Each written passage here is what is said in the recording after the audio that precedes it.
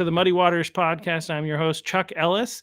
As you all know, the Muddy Waters podcast exists to help the people of Maine better understand what's going on in our state. And part of the way that we do that is by bringing people on who have interesting stories to tell, or, our candidates and our people who maybe are rousing, doing some things in their district. I sometimes call it rabble rousing. But and that's not in the negative sense, but more the positive. And like they're bringing up issues that need to be brought up at their school boards, city council, stuff like that. So we're fortunate and blessed to have with us Charlie Turgeon today. I think I said all that right. Thanks for joining us, Charlie. Yeah, thanks, Chuck. Thanks for having me. Yeah, happy to do it. Somebody, I'm trying to figure out who the person is. I don't even know this person in real life, but I know them through social media. And they were talking about how you were doing some really cool things in your town, and that you would be a really great guest because you're, somebody who is equally concerned with the nonsense, we'll say, that's going on in our world, and wanting to do something to combat that and bring maybe common sense, we could say, back to your town. So I don't know much about that, but I'll just let you kind of talk about, like, first of all, I think what I like to do when I have people come on for the first time is say who you are, where you come from, and then what in the world possessed you to decide that in this insane environment is a great time to get involved in politics. Sure. So I'm Charlie Turgeon, a lifelong Mainer. I'm 37 years old, father of three, spouse of a public educator, married the love of my life when I was attending the University of Maine at Farmington. Um, obviously, I did not graduate the University of Maine at Farmington. I rewarded the taxpayers with a 2.2 GPA and wasn't welcome back the next fall. That being said, I did go to Central Maine Community College after that, got my act a little bit together, and then I eventually went on to Maine Maritime Academy. I apprenticeshiped with BIW through the electrical apprenticeship, worked my way up, and eventually into a management role, and then was plucked from the ranks to join PMW 760 out of San Diego. They specialize in C4I acquisition, test, and integration. I'm now a project manager. Very, very cool career. It translates incredibly well to understanding what it is your municipal governments have to work on. And so I guess what got me involved was our kids were attending the local schools here in Lisbon.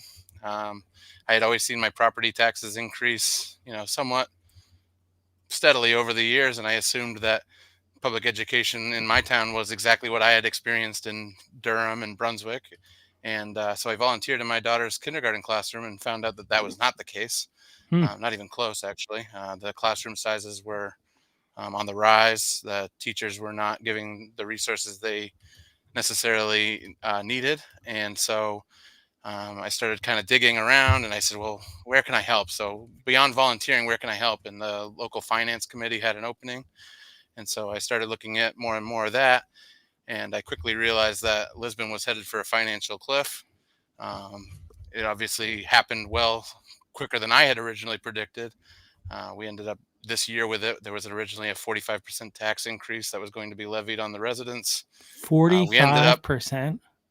Yeah, so there was Holy. originally projected a 45% property tax increase. And Lisbon, it's not the highest taxes in the state, but per what we make, it's relatively burdensome as a community. And so I Wow. thought, well, this is interesting. And while we were discovering this in the spring budget, I had noticed that our town's charter allowed the town council to have unilateral control over the municipal budget. And so one thing I did was I tried to change the charter to go and allow a citizens referendum to vote on the municipal budget every year.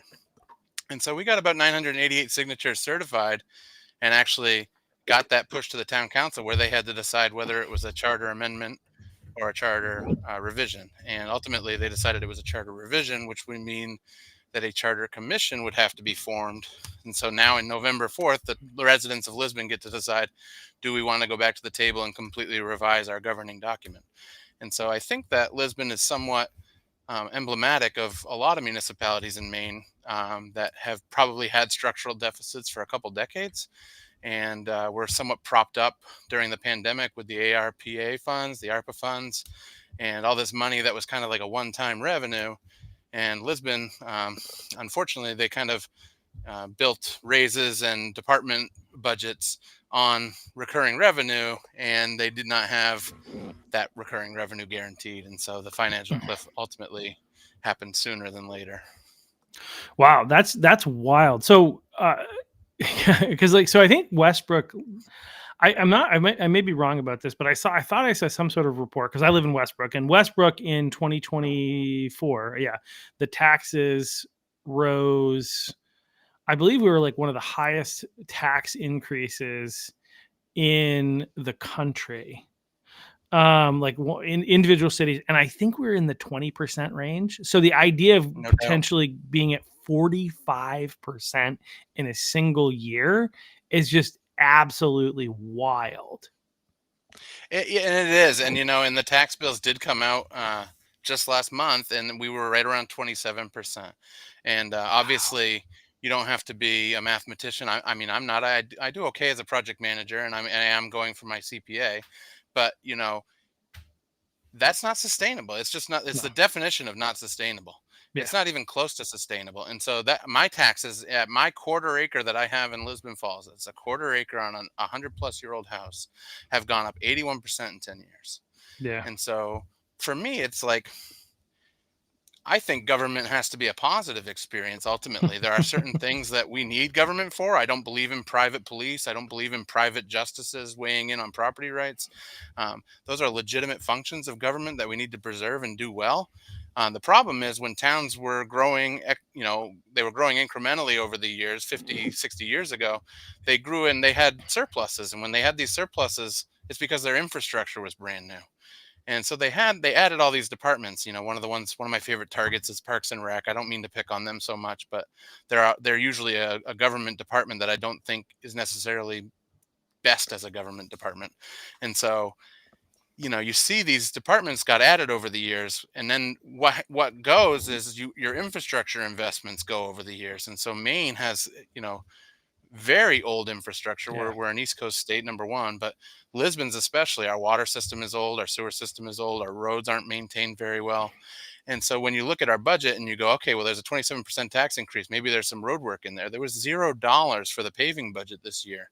And we had almost $2 million in motor vehicle excise tax. And Chuck, you probably know as well as many that the motor vehicle excise tax is originally designed for road maintenance and for preserving, vehicle maintenance. And yeah, you get taxed on all these different things, and when you find out that they're just going into the general fund and they're being basically a giant pot of money, and everyone gets their hands in it and fights over it, it's like, boy, there's got to be a better way to do this. And I think the answer is that local governments really need to show more discipline, and they need to define more scope, and they honestly need to have an honest conversation with their community and say, I don't think we can expect our local governments to have 15, 17 departments. We don't need a competing departments like code enforcement and fire necessarily. They're working at cross purposes. And so those conversations have to start happening in every town in Maine. I mean, not every town is Yarmouth or Cape Elizabeth and can just constantly raise their taxes and get more affluent. I mean, most Maine towns are still blue collar for the most part. At least I like to think we are. Yeah, I mean, I think that even in places where there is more wealth, they're still like obviously feeling the pain of these tax increases. But you're right; they can handle it a lot better. I mean, places like Cape Elizabeth, for instance, I know that from the state, when it comes to education, they get very little money. A very low percentage of their education budget is paid by the state. Instead, most of it's paid by the local taxpayers, and so they are able to handle that. Especially with the wealthier people that live there, but even for them, eventually it becomes unsustainable. So, like, Absolutely. but definitely in blue collar working class places, like where you're talking about. I mean, there you don't have that pool of like really expensive properties or really expensive businesses that are paying large amounts of money in taxes. You don't have that. Like Falmouth and Yarmouth and Cape Elizabeth and Kennebunk or whatever. Yeah. Exactly. And so, that leads me kind of into my next one was, I made all this noise with, a couple of different social media groups. I had bailed on them because I just got imposter syndrome pretty early on. I was like, I just don't know if I'm the kind of guy who wants to lead the charge. And, more and more people started hitting me up. I go to the local grocery store or the gas station. Hey, aren't you the guy who started that Facebook group? Hey, I got a question. I paid this much in property taxes, and then I got a personal property tax bill. You should really keep going on the social media news. Yeah, I mean, for the people, I try to be there when I can, and I'm not, like I said, I'm a project manager. I'm by no means a town manager or city manager, and I don't claim to be. But that being said, I still know how to look at a budget. I still know how to look at an audit. I still know how to look and say this isn't sustainable. We are absolutely, if we're raising our taxes 45% and our infrastructure is only increasing in value 18%, something's wrong. We're going to head for a catastrophe because previous generations that got to enjoy all these different expansion and departments didn't have to even think about infrastructure maintenance. And, one of the things I say is the best time to plant a tree was 50 years ago, but the next time is now. And so, I'm 37. I think that it's on our generation necessarily to start getting involved locally, especially because you can think globally and act locally. And I really do believe that. And we're going to have to preserve this state, especially for the next generations of Mainers to come. I'm proud to be a Mainer. I'm seventh generation on my mom's side, and I'd like to keep it that way. I'd like 7 more generations of me to be able to call Maine home if they want, and that's the thing. I want it to be an option. Yeah. And when you're just constantly, I guess there's kind of two competing dialogues, and I identify myself as a fiscal conservative, obviously. But normally there's like the cut group. They want to treat the budget. They want to say, okay, if we just ran the police department with only 2 cops, we could save money. And if we only ran the parks department with 2 people, we could save a lot of money. And I'm kind of like a third voice. There's the second voice. Obviously, it's if we just throw more technology and more money at it, we'll get a better result. And I just don't buy that. I haven't seen that in my lifetime. I've yet to see that be the case. And so I bring a third voice, which is, what if we actually just reduced what we expect of our local governments? What if we made sure they did 4 or 5 things extremely well, and then it was a positive experience for people, and then it would be somewhat self-sustaining on its own? I mean, people would certainly be willing to invest more of their own money if they saw a better result. Yeah, no, yeah. Well, and I think there's some really interesting things there. The idea of like limiting, well, obviously, a very constitutional mindset when we're talking about limited government, but limiting government down to a few things that they can do well.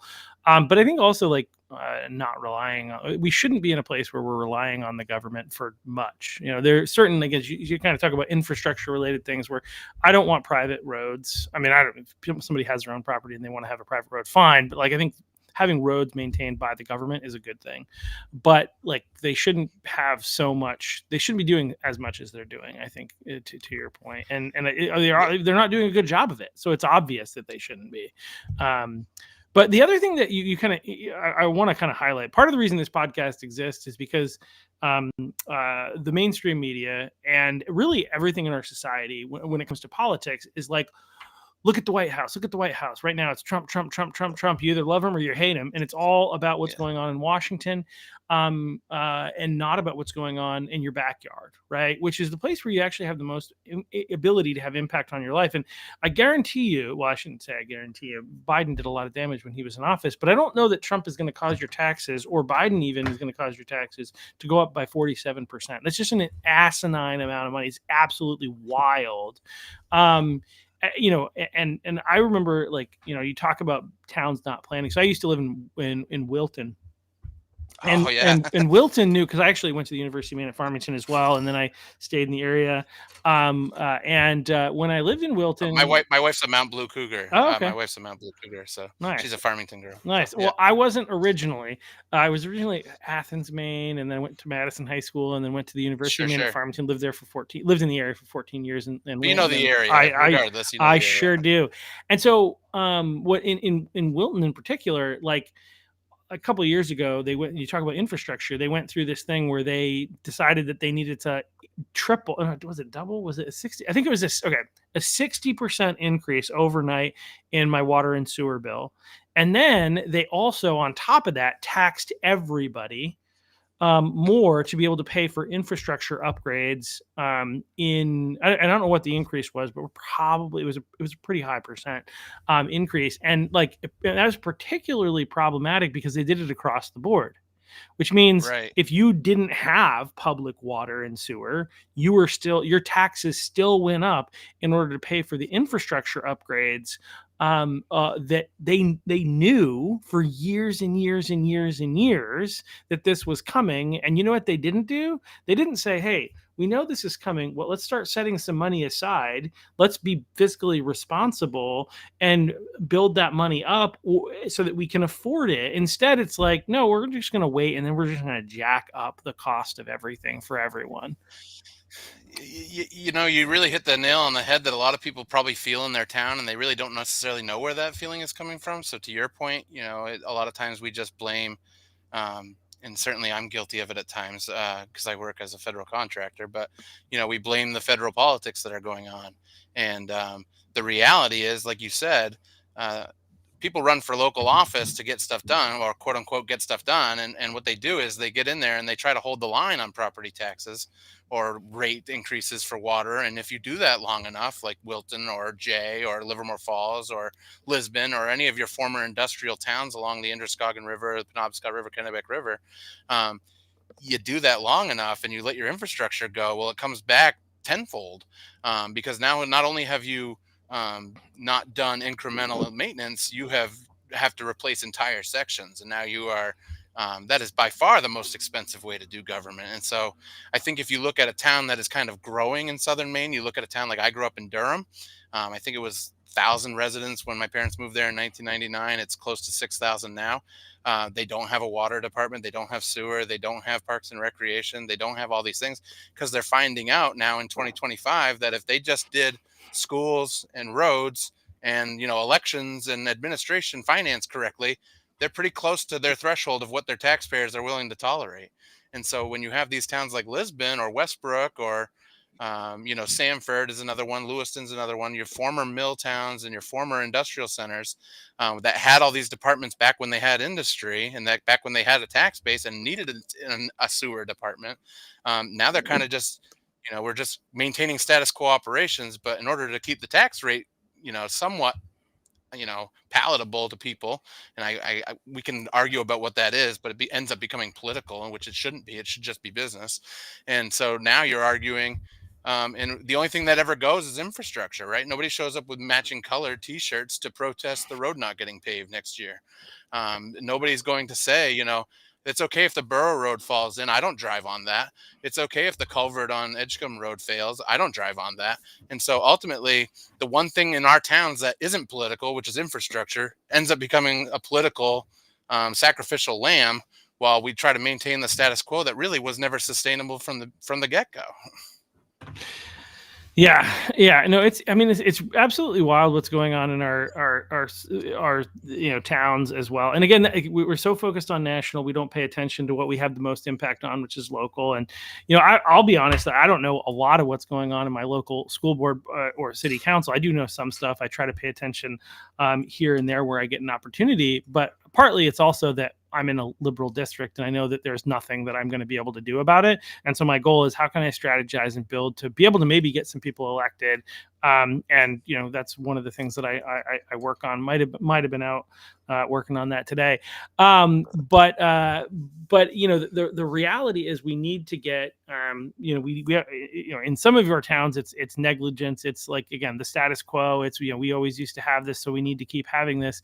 But in other places it's it's like just people who have a political agenda, and the agenda is spend for whatever it is, social thing, this social thing or that social thing. But a lot of people aren't involved, and we need more people to get involved. So help me understand, because I understand you are running for a position in Lisbon.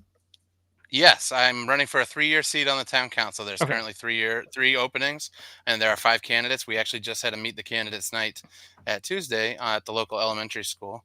I thought it went fairly well. There was about 100 people turned out, and about 100 people live streamed it. I know that's low in a town of 10,000, but honestly, in 2025, local politics, you got to start somewhere. And so, Lisbon, it I've been here since 2013. I've watched different iterations of councils. I've seen the cut councils. I've seen the spend councils. And I tell my wife it's kind of like watching a bus slam into the guardrails on the left and right side trying to get to its destination, when we can have responsible, limited government that will actually just kind of get to its destination without all the turmoil and without all the turbulence. And so while I align myself a little bit more with the cut side, there are definitely flaws to that too that can be short-sighted if done for too long. And so we really need to get a group of individuals who understand that there's somewhere out there in the ethos, in the world where, we have good local governments like we did 100 years ago. I mean, when towns grew incrementally, they were not facing the financial crisis that every single town in Maine seems to be facing now. I mean, I just read that Fort Fairfield had to reduce their budget. I just read that a lot of northern Maine towns are looking to consolidate. Their emergency services are just too expensive. I've seen that, one of the things about Maine is every town seems to think it needs its own fire department. It needs to have its own ambulance service. It needs to have its own police department. And I'm not opposed to public safety. I'm here for it. I think the government has a role to play in keeping people safe, especially its own citizens. But whether or not it's sustainable is the question. And we just don't have these conversations locally.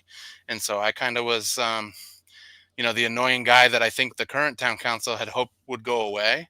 But I'm saying to anyone out there in Maine, if you're frustrated and you see something wrong and you want to learn more, don't be afraid to go it alone, and don't be afraid to just try to learn, and be willing to learn, and be willing to admit when you're wrong. And that's really the only way to grow, is to understand that no one has all the answers. In fact, most government is still just a theory. There really is no right or wrong answer. I mean, we all have our beliefs. But when it comes to finances, there certainly are wrong and right answers, and that's where we need to draw the line in the sand, and talk about how serial tax increases just are an absolute ridiculous concept, because now your local government views its residents as a means to an end, when it's a government for the people by the people. So if the government is telling us that, we're going to have to place a lien on your house because you didn't pay your property taxes, but you didn't agree to the property taxes, we could get into that some other time, Chuck.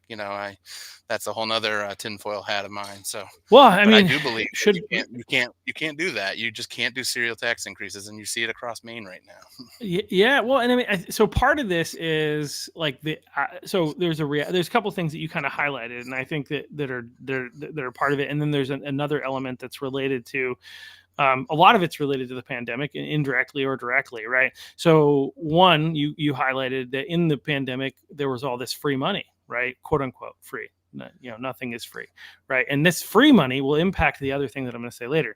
But there was all this extra money that was floating around that towns took, and all these places took, our state governments took, our schools took, and they used it to make permanent increases in their budgets, right? Yeah, Which is, yeah. you get a bonus. You don't do that. You get a $500 bonus. You don't buy a car that costs $500 a month. Right. Right. Hey, if you win on a scratch ticket, you don't go out and take out a car loan, Right. because you had an influx of $200 that day. Correct. Right. I remember when I took accounting 101 at CMCC in Auburn. I think the professor stood up and he said, recurring expenses have to match recurring revenues, and for whatever reason, such a simple concept has stuck with me ever since. And in my household budget, and by the way, I'm not claiming that you can overlay household budgets or business budgets and make government function properly. I'm not saying that, but there are elements that we can incorporate for sure. And one of those is that, you have to make sure that your recurring expenses are met with a recurring revenue. And we really need to define what a recurring revenue is, because in a town like Lisbon, we rely on the state of Maine to pay 70% of our education. We rely on the state of Maine to pay, almost $3 million in state revenue sharing. And now we have less Canadian tourism coming in, and we have less money coming into our state. And we'll see. I mean, if I depended on my crazy uncle to pay my mortgage, I might want to check on the health of him. So it's important to also keep your eye on what's going on in Augusta, in a town like Lisbon, when you're so dependent on the state to really just kind of keep the lights on.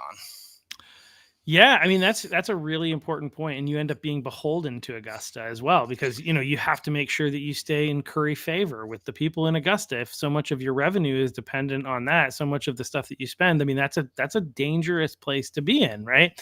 Um, Yeah, I say we're a ward of the state is what I tell people, and unfortunately we kind of are. I mean, and we're not alone. A lot of Androscoggin County and Western Maine and Northern Maine is in the same boat. Well, and I had Representative Alicia Collins on earlier, and she was telling me that in addition to Lisbon being a ward of the state is a ward of the federal government.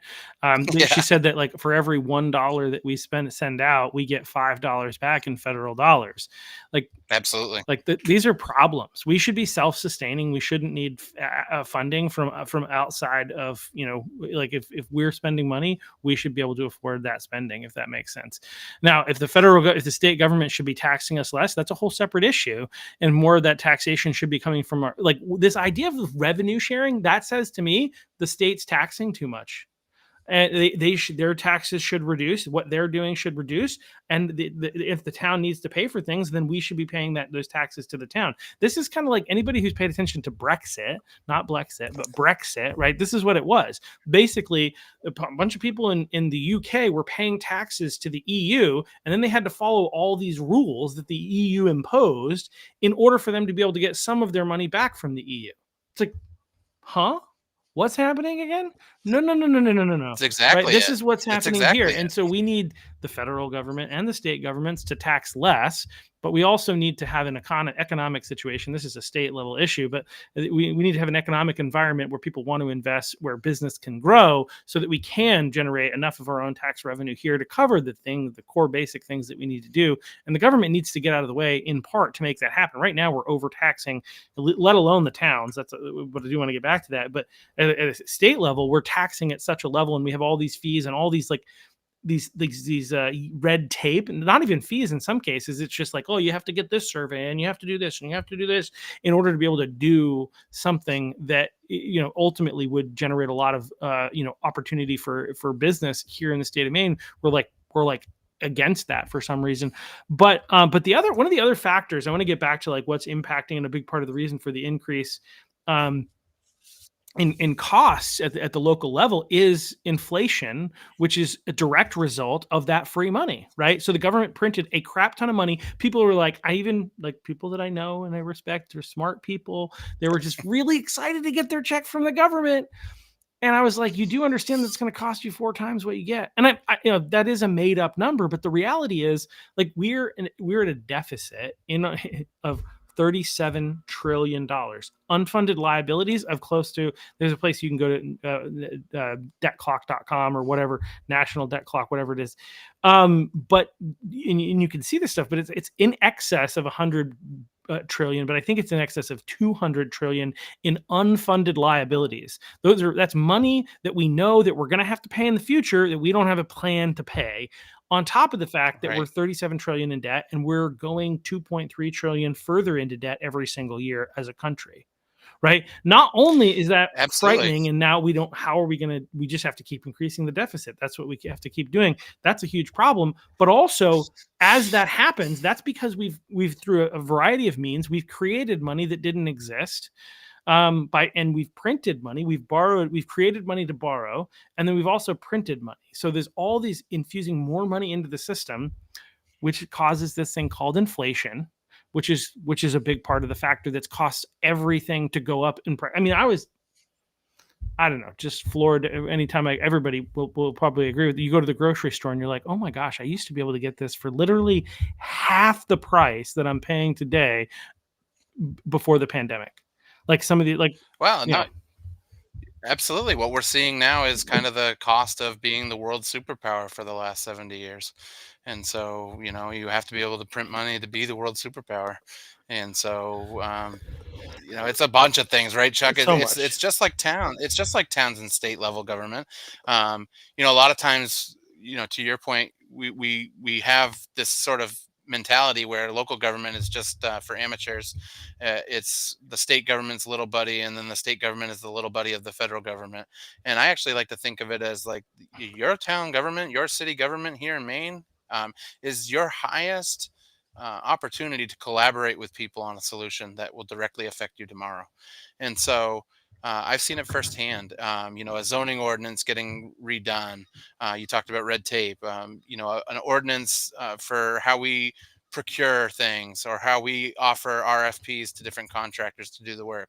These are the things that are actually going to affect tomorrow. As someone who works with the federal government, it takes 6 years to build a destroyer. It probably takes 10 years to build an aircraft carrier. It's apples and oranges. And so this experience for me getting involved at the local level was kind of surreal and in the sense that I would see a result that 2 weeks later on the agenda for something that I had put forward. And it was like, oh wow, I didn't realize there was that quick of a turnaround. And so for people to be apathetic about their local governments, while I understand it, I think it's misplaced apathy. And take this as a call to action to anyone out there listening. Get involved locally, because there are significant rewards to being involved locally, and there's sort of significant risks. It's hard to disagree or to try to make change with the people you rub elbows with at the gas station. It's hard. There's nothing easy about it, but it's conversations that, if they continue to fester and don't happen, we're all worse off, and certainly our kids are worse off.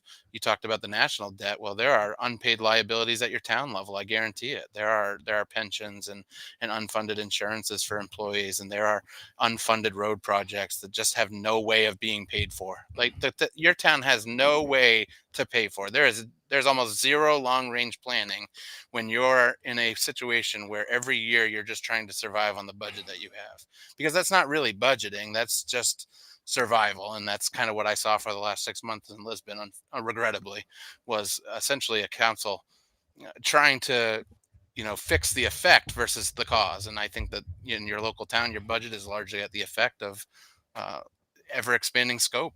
And so I think that probably all towns have a similar situation going on. Yeah, no, I think you're right. I mean, I think one of the things that you're kind of saying, or at least this is what I'm hearing, is that like planning, like, is a thing we should do. But when it comes to so many aspects of our society at this point, I used to work in banking. I worked in banking for almost 15 years, helping people with their personal finances, and most of it was actually always like, I need something now. Whether it's like I got to consolidate debt because I made poor decisions, and so either a debt consolidation loan or refinance, a cash out refinance, or it's I need to figure out how to survive in retirement, but I didn't think about it until now, and I'm 60, and what do I do? And like and whatever, or I need to buy a house now, my credit is shot, and I need to fix it tomorrow. And like the kind of going back to the point that you made about like the best time to plant a tree is 50 years ago. The second best time is now. It's funny because I heard a financial advisor in a networking group say that exact thing this morning. And I think I've heard it before, but I don't think I've heard it twice in the same day before. But I think like, but it's true. Like planning is necessary. And it's something that we as a society, because we are such a debt-based society, starting from the federal government to our local governments all the way down. And then as individuals, we live in debt, and we are hoping we're mortgaging our future in order to pay for the now. And we all do this. People will they'll put McDonald's on a credit card, right? And but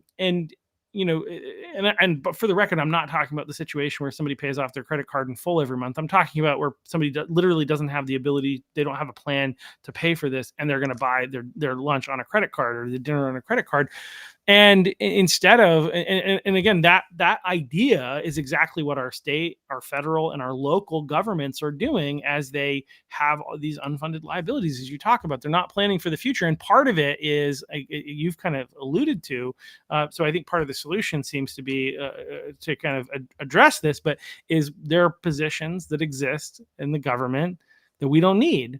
But people are like, oh, but like I don't know if you noticed this, but like one of the biggest annoying things that as Trump and Doge came in and they cut a whole bunch of positions, right? And they're like, people's concern isn't, when that happens, that the government was wasting money, but that people had lost their jobs.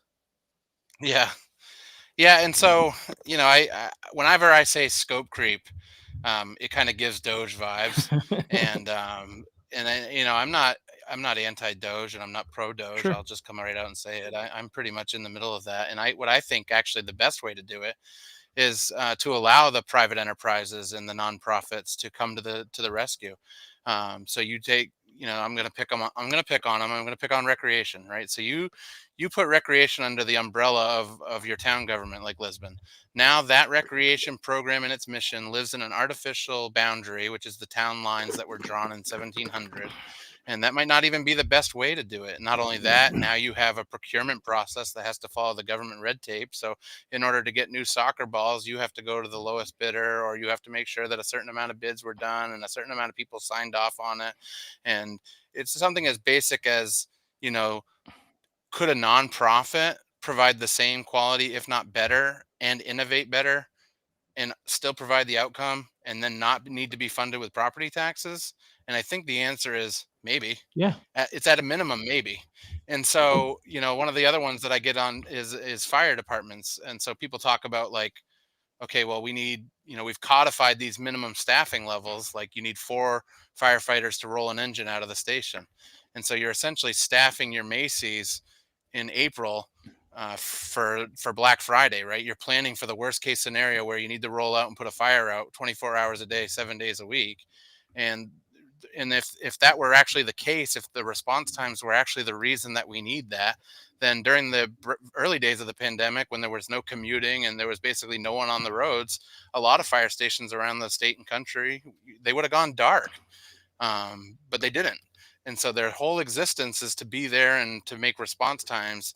And that's constantly something that's sort of parroted is, well, we have to have a certain amount of firefighters to put fires out. And absolutely, there's certain merit in anything, and there's certain merit in all things. And like you said, people, they generally just, oh, well, yeah, but he's my friend and I don't want to see him lose a job. Well, that's not worth, mortgaging our future and passing on this terrible system to the next generation just because my wife's a teacher. That doesn't mean the education funding is 100% correct. That doesn't mean that it's the most efficient way to do education. It's not personal, and when people make it personal, it's kind of where I conflict with them. It's just about it's X's and O's, and whether or not it's sustainable. And I do think that there's some ways to regionalize certain things, especially public safety. I don't think Sabatis and Lisbon and Durham are beyond having a combined effort to keep those communities safe. I don't think it's beyond, you get into Cumberland County, like Naples, Casco, and I think what's the other one over there? But anyway, you got these towns that could probably benefit from consolidating certain services. We tried it with schools, and actually the results are somewhat mixed, but for the most part, these towns have actually found it better, and they've been doing it for generations. My wife's a Mount Blue Cougar. They've had consolidated schools for as long as I can remember. There's just only so much money to go around before it cuts off your planning. And so, like Lisbon, they'll replace a sewer main, and then they'll dig up the road again 2 years later to replace the water main, and then they'll dig up the road again 2 years later to fix a frost heave. So now they've dug it up 3 times instead of actually planning and say, okay, hey, we have sewer lines and water lines under this road, and this road needs to be redone at once. And so again, when your town is struggling just year to year, and your council is incentivized to basically make things look better than they are, that's what it's a culmination of things. And a lot of people come to me and they say, well, what's the answer? And that's where I kind of have to be like, boy, I think we're going to have to figure this one out as a group. I think it's going to take everybody. I don't think it's not political, that's for sure. And when people make it political, it almost leaves a bad taste in my mouth, honestly.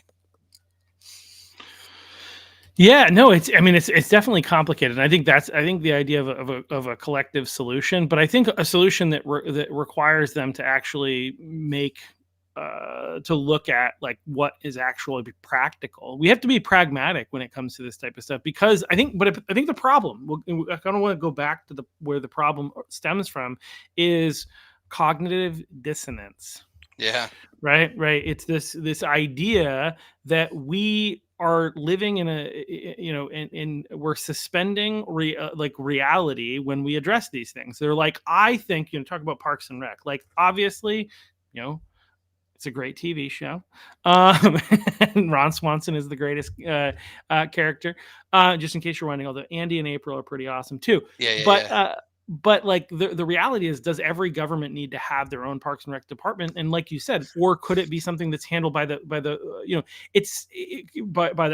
the people coming up with a nonprofit? Not like, I want to be clear, because there's a lot of nonprofits that get most of their money from the government. It's not what we're Yeah, talking about. We're talking about a that's nonprofit correct. that raises money because people in the community value it enough that they freely give. They're not taxed so that it can be there because somebody thinks it's a good idea, but they're freely giving of their resources. If you believe that we can get it through taxation, then we should also be able to get it, and the people value it enough, we should be able to get it through voluntary donations, right? So that's number one. But I think part of the problem is that, again, we think about what would be good or what could be good. We think of the best possible use of, if we got this and we did this, it would be amazing. It could be awesome, right? We think about that, which usually we're over, like, the best possible good from it is usually, it's almost never utilized anywhere near what they preach. I'm not thinking of anything in particular, although I do remember, actually, when I was a kid, we had this like recreation center that we created, where there was a basketball court, a place to rollerblade and ice, and actually ice skating in the winter, and a tennis court. And like, there have been times where that has been utilized, but there's been a lot of time, the vast majority of time, that incredible space for that really small town has not been utilized. Sure. And so, was it worth it? And the answer is probably not. Yep. Right. And so, like, these are the types of questions that we should ask. But the other thing that we, in that cognitive dissonance, is we, because of the fact that the government keeps going further into debt, we think there are no consequences. Yeah. We think we just keep spending and it's going to be okay. At some level, their money has to be there because I think this is a good idea, so it's going to be there. And the reality is, there's a storm brewing. Yeah. Well, I think we're in it.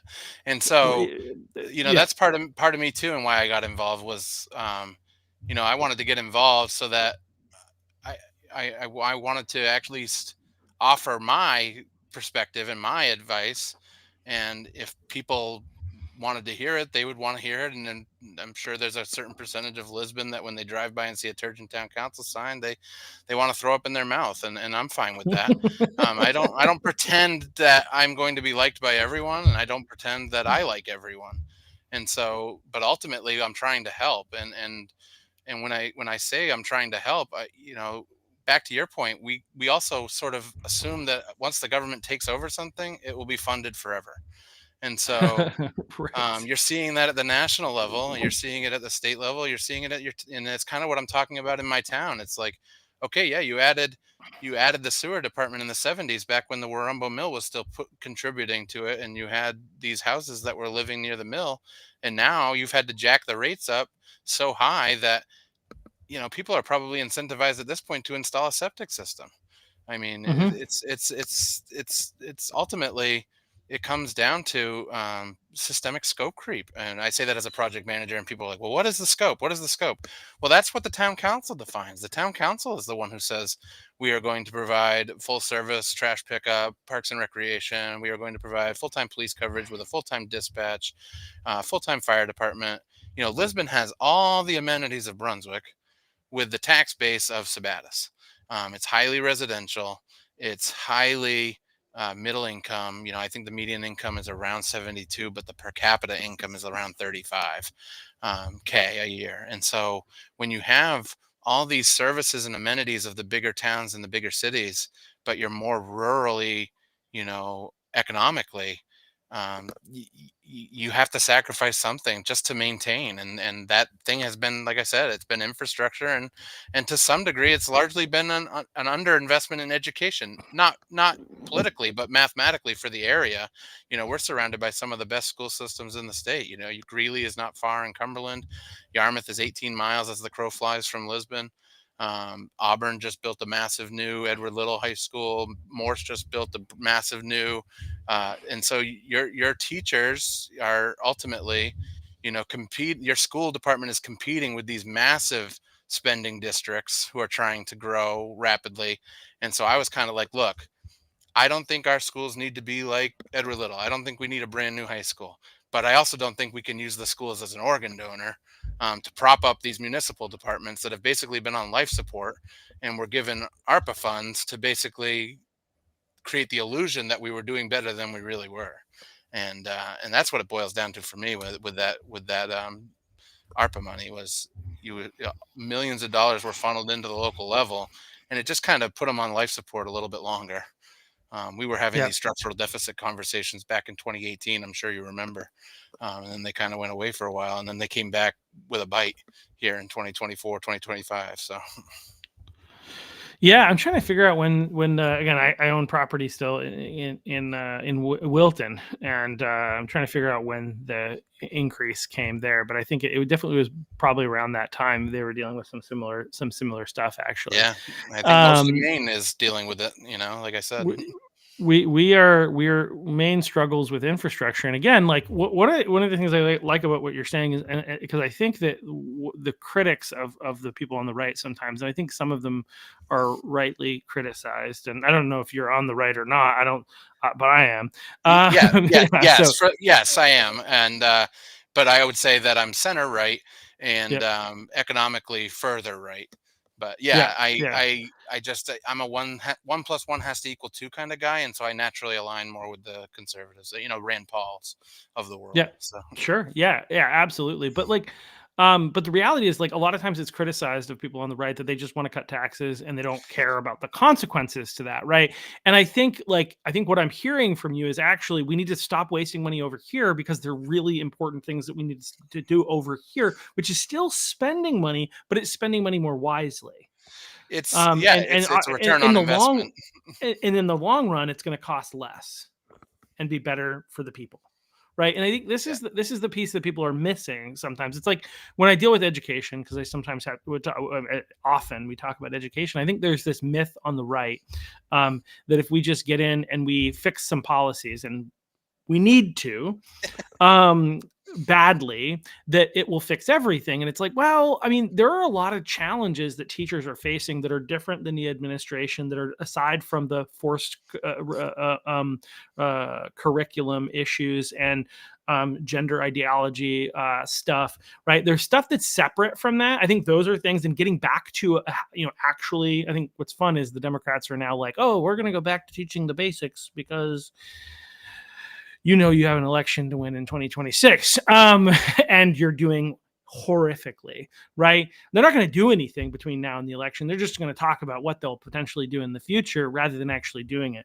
But anyway, so there's this recognition of the fact that we need to make some changes, but that doesn't fix everything. A big part of in the struggle of what teachers, and you know this because you said your wife is an educator, are facing is you've got a lot of like children that are dealing with large amounts of trauma due to broken homes and a number of other things that, look, if we fix the curriculum and some of these other problems, is it going to make it better? Sure, but we also have to be thinking about that other fact, and we do need to pay teachers. Like a lot of conservatives are like, my biggest problem is the amount of money that we spend on education and how little of that actually goes to pay teachers. I actually would be okay having worse technology. For the record, our children do not need more technology, but I would be happy having less technology, but having our teachers be paid more. Like that yeah, just is common sense to me. Maine is like these numbers are a little outdated because this is from last year when I was running, but I think Maine was at sure, that time ranked ninth in the country in the amount of money they spend per child, at somewhere around $20,000 right, per child in Maine in the education system,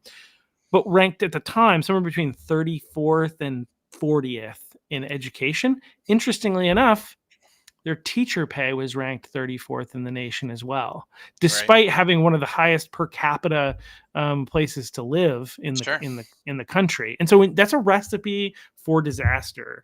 Um, It is, and while I don't, pretend to speak to the specifics of school budgets, and obviously in my town, if I was to win a seat, my wife's an employee in the same town, so I would, have to be very careful without presenting a conflict of interest.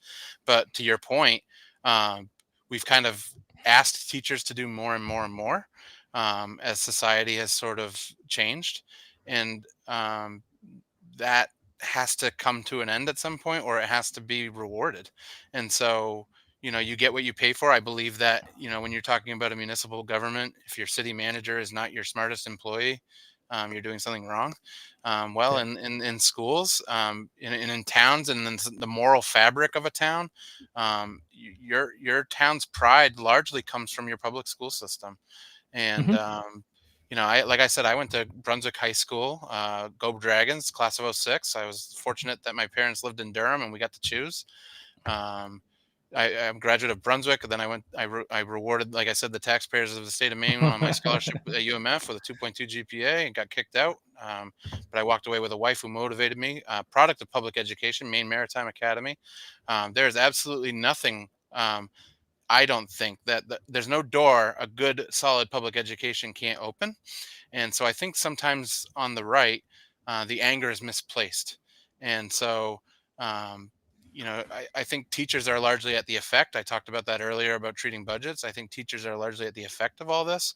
I don't think, married to my best friend who's been a teacher, no, I don't think teachers wake up in the morning and they say, you know what, I'm going to absolutely upset 50% of the population today with what I'm going to do.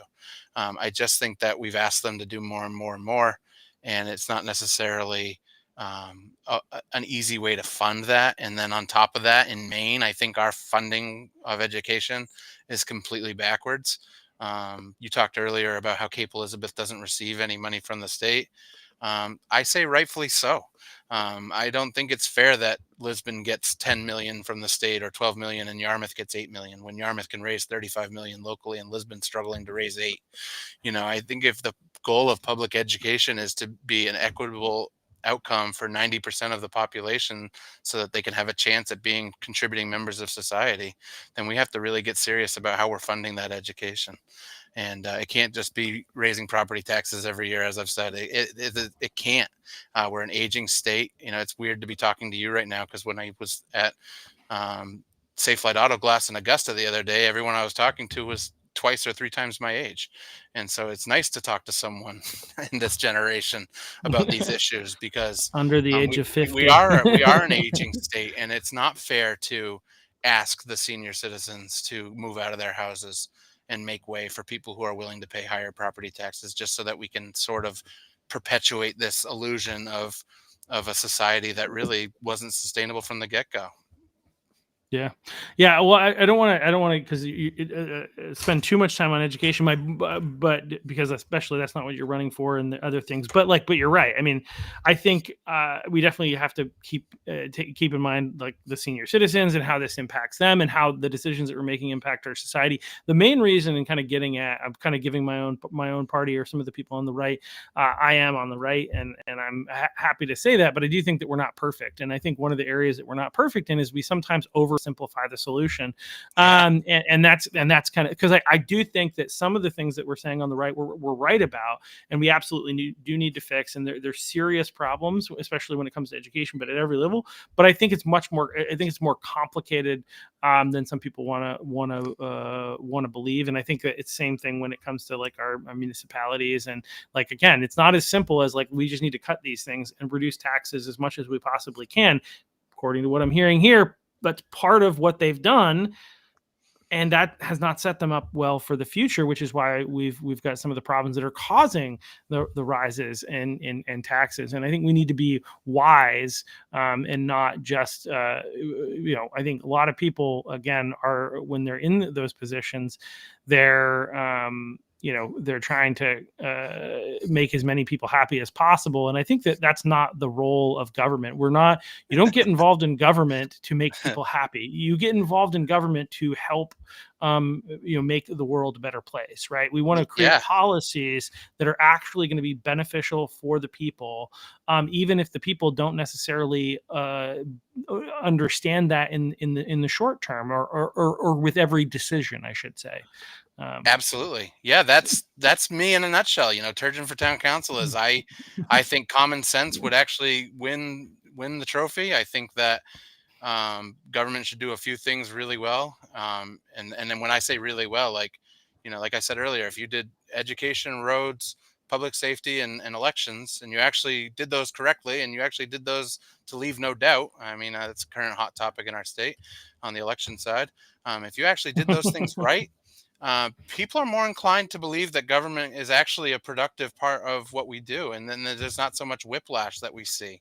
And these cross generational conversations are not easy to have. They're just not, and but they need to happen. And so, kicking the can for so long, you eventually kick it up against a wall, right? And I think that a lot of Yeah. communities are finding themselves there with their can. And so, I want government to be a positive experience. Um, and I think the only way for that to happen is for it to be disciplined, for it to be limited, for it to have a clear and defined scope. When you consider everything to be an option for the town government and everything, is fair game, and that's just not a recipe for success, in my opinion.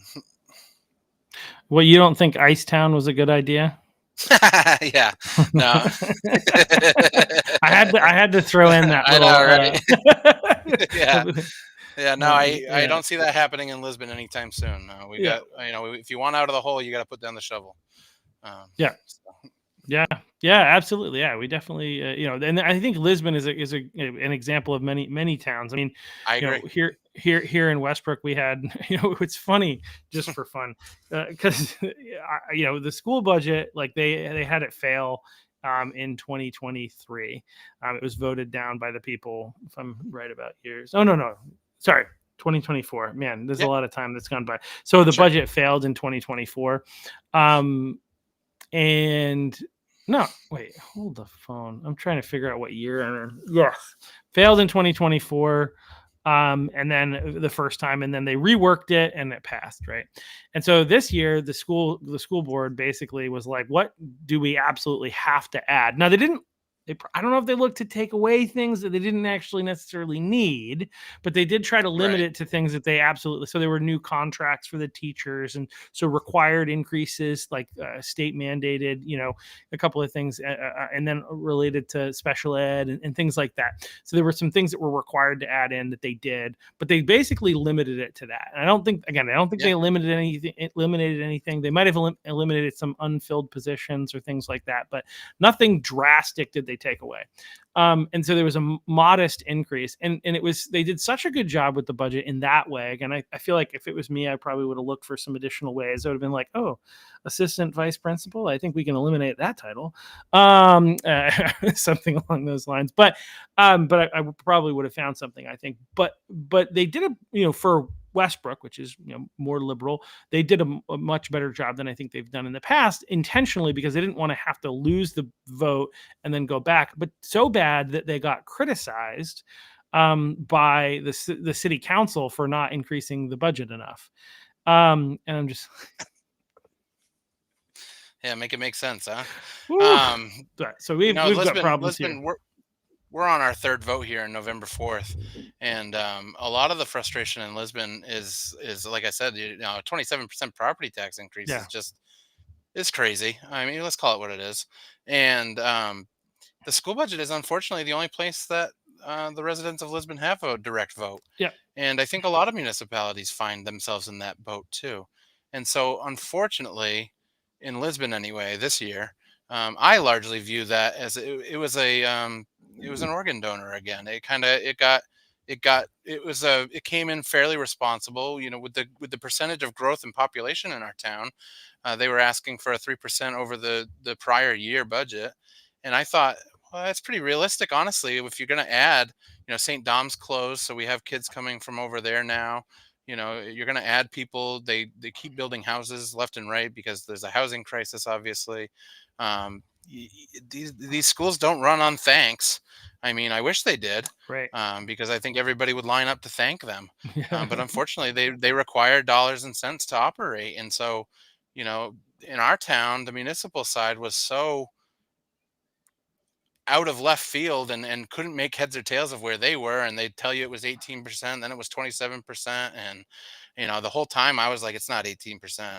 I was contributing to a Facebook group called the Lisbon Residents for Responsible Government, and I was telling people, I was like, there's no way. I mean, I can just do a simple calculation here. It's at least 23%. If they reduce the school budget to the prior year, which is as low as it can go, that per state statute, then it's going to be 23%. And sure enough, it came back at 27. But it's hard to trust your government when they don't even tell you, they can't even transparently tell you what the tax increase is going to be. And so, you know, I don't want to blame anyone. It's not the result of bad politicians. It's not the result of Part democratic policies. maybe Um, maybe partly. but the Not reality, only. Chuck, Yeah. I think, and myself Yeah. included, I'll put myself in this group, is people have somewhat refused to have the hard conversations. And so then, time goes on and your town manager leaves for North Yarmouth, and you have an interim one for 2 or 3 years while this ARPA funds, and then the new one comes in and he just does what he thinks is best, and before you know it,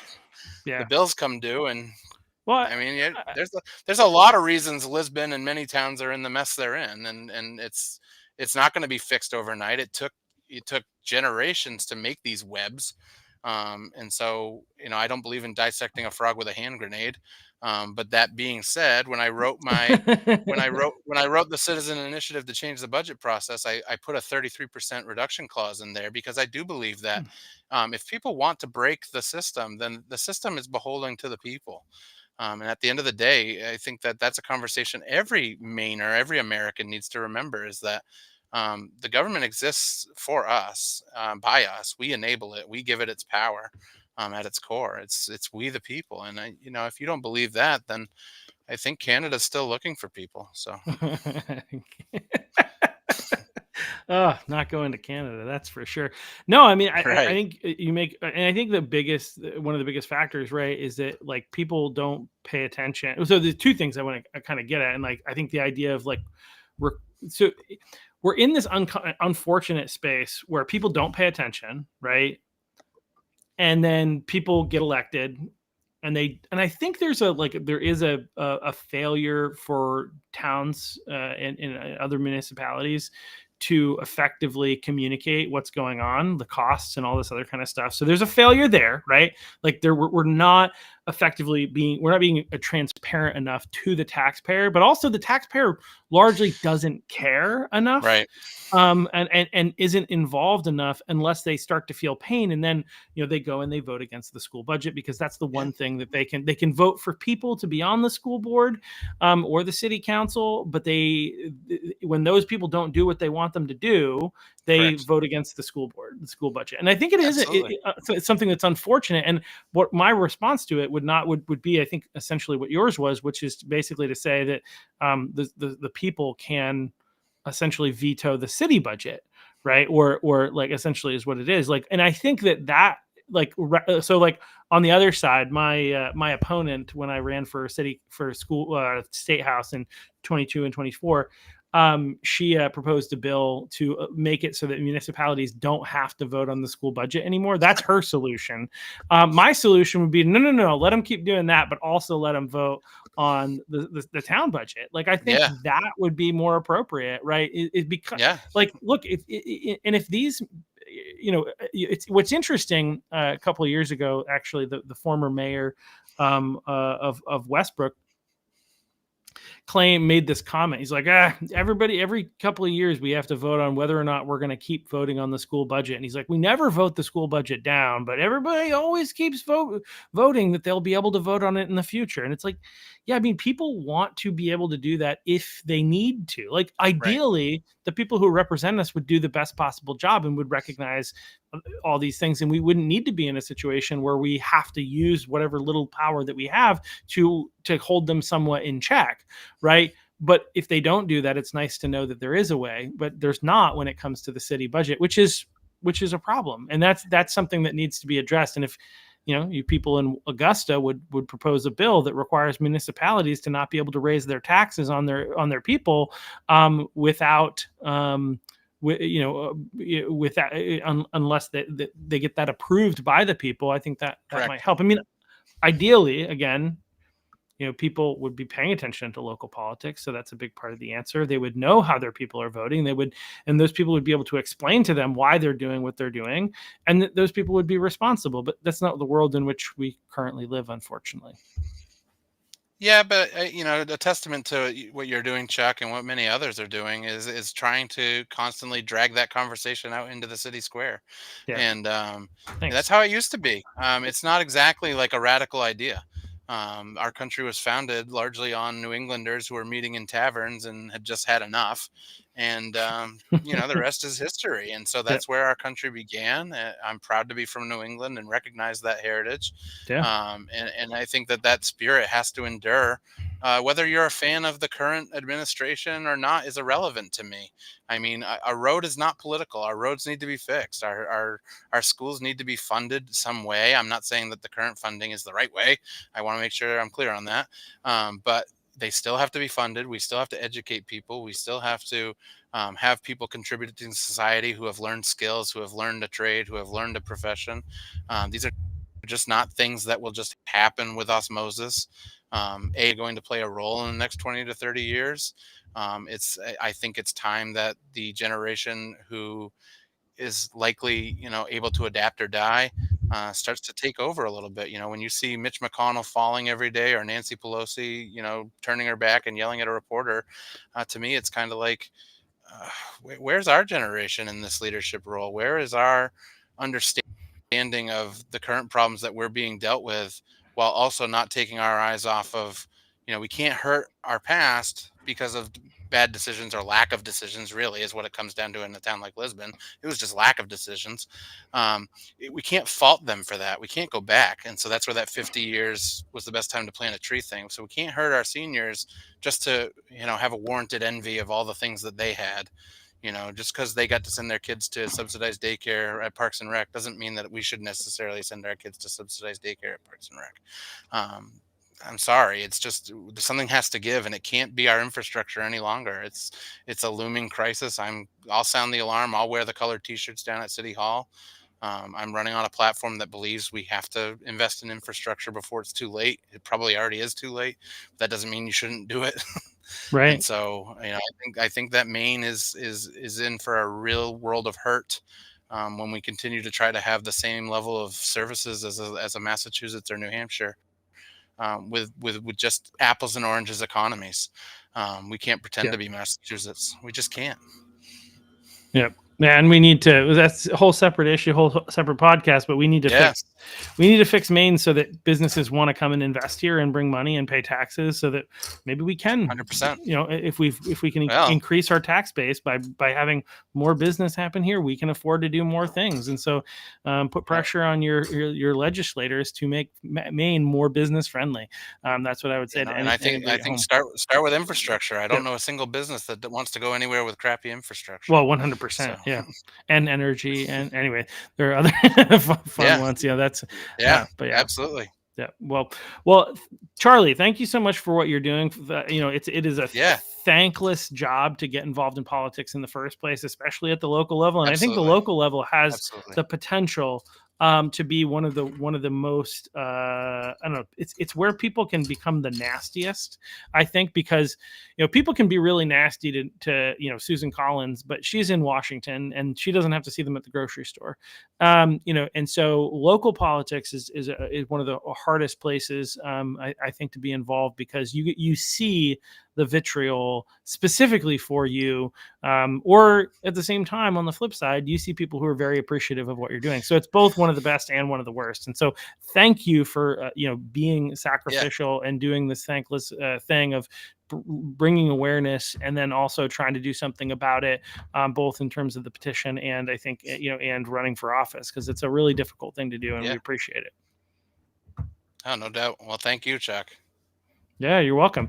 And thank you all for watching. Be sure to like, share, subscribe. There will be shorts that come out from this. And I say like, share, subscribe. I know some people are like, oh, I don't like hearing that because it's annoying. But it's like, the reality is this exists. This is not about me promoting myself. This is about getting information in front of people so they actually know what's going on in their world. And that's what you're contributing to. We are a country, a state that needs to be more informed and is not as informed. And so that's where liking, sharing, and subscribing is a huge thing that you can do. If you do want to help me be able to continue to survive doing this, there is also some stuff that you can do if you wanted to go to muddywaters.us. and go to the shop. Once you're there, you can see all the old podcasts and whatnot. But there's also a shop. We're selling coffee, and then we're also selling a bunch of fun little things like hats like this, and mugs and different things like that. But also really high quality coffee. We call this the Muddy Waters podcast because the waters of Maine politics is muddy. The coffee company is called, or the coffee has the branding of Clear Stream Coffee Co. Because the goal is that we're going to help clear the stream and make Maine politics less muddy for you. So anyway, check it out if you're interested. Really high quality coffee put together by a company called Old Chicago Coffee Company. And so highly recommend. It's not flavored if you like the flavored coffee. So it's more like a real coffee, we'll say. So anyway, thank you all so much. And thank you again, Charlie. If people want to get in touch with you, how can they do that? Yeah, so I'm right on Facebook and Instagram. Also, if you're in the Lisbon area, you can find me because I'm probably the only guy with a brown San Diego Padres hat this time of year. I do stand out. I'm a guy who gets up and speaks at the town council meetings. My advice there, one last thing would be, if you're looking to get involved, ask questions. Just start with some questions, and you might not like the answer. That's where you have to begin. Yeah, absolutely. Well, thank you so much. And everybody at home, follow that advice, get involved, ask questions, and let's make our world a better place.